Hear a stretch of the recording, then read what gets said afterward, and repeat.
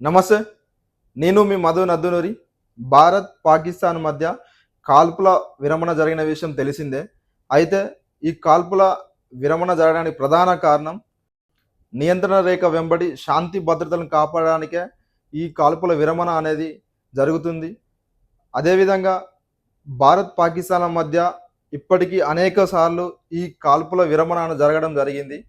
కానీ ఎప్పటికప్పుడు ఈ ఒప్పందాలను పాకిస్తాన్ కుక్కబుద్ధి చూయిస్తూ తుంగలో తొక్కడం జరుగుతుంది. ఇలాంటి ఒప్పందాలను భారత్ చూపే శాంతి సహనాన్ని చేతగానితనంగా భావించి దుందుడుకు చర్యలకు పాల్పడుతూనే ఉంది పాకిస్తాన్.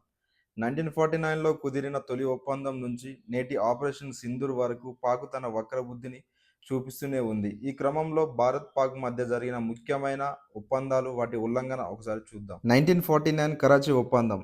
ఈ ఒప్పందం పాక్ ఉల్లంఘించడంతో 1965లో యుద్ధం మళ్లీ ప్రారంభమైంది. 1972 సిమ్లా ఒప్పందం, 2003 కాల్పుల విరమణ ఒప్పందం, అలాగే 2021 కాల్పుల విరమణ ఒప్పందం, 2025 కాల్పుల విరమణ ఒప్పందం. కాశ్మీర్లోని పహల్గామ్లో టూరిస్టులను ఉగ్రవాదులు కాల్చి చంపడంతో ఆపరేషన్ సింధు అనే పేరుతో భారత్ పాక్లోని 9 ఉగ్రవాదుల స్థావరాలను డ్రోన్, రఫేల్ జెట్లతో నేలమట్టం చేసింది. ఈ ఒప్పందానికి మధ్యవర్తులుగా అమెరికా అధ్యక్షుడు డొనాల్డ్ ట్రంప్, విదేశాంగ మంత్రి మార్కో రూబియో. ఈ కాల్పుల విరమణ ఒప్పందం గురించి అమెరికా అధ్యక్షుడు డొనాల్డ్ ట్రంప్ సోషల్ మీడియా ద్వారా ప్రకటించడం జరిగింది. అయితే పాకిస్తాన్ మాత్రం ఎప్పటికప్పుడు తన వక్రబుద్ధిని చూపిస్తూ ఈ యొక్క ఒప్పందాన్ని ఉల్లంఘించడం జరిగింది. ఈ ఒప్పందం కేవలం కొన్ని గంటల్లోనే పాక్ ఉల్లంఘించింది.